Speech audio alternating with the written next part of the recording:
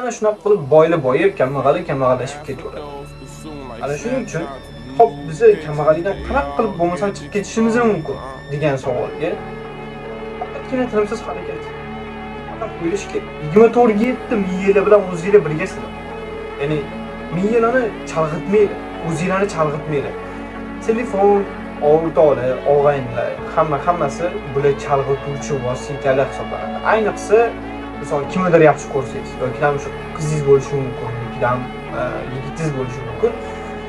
Mana shu narsa sizni eng katta to'sig'ingiz bo'ladi. Ya'ni siz yo'ldan chalg'itadigan eng katta to'siq mana shu.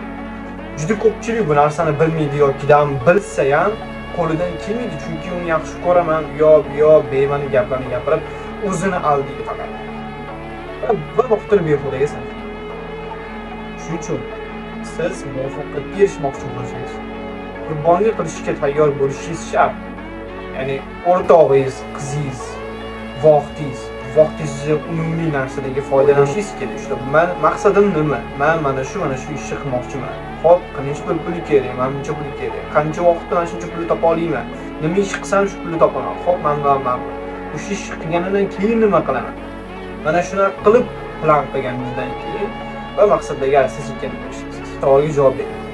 Siz hamma narsani qurbon qilib, o'rtoqlaringiz, qizlaringiz, vaqtingiz, tanish bilishingiz hammasini qurbon qilib muvaffaqiyatga erishishingizga arziydi.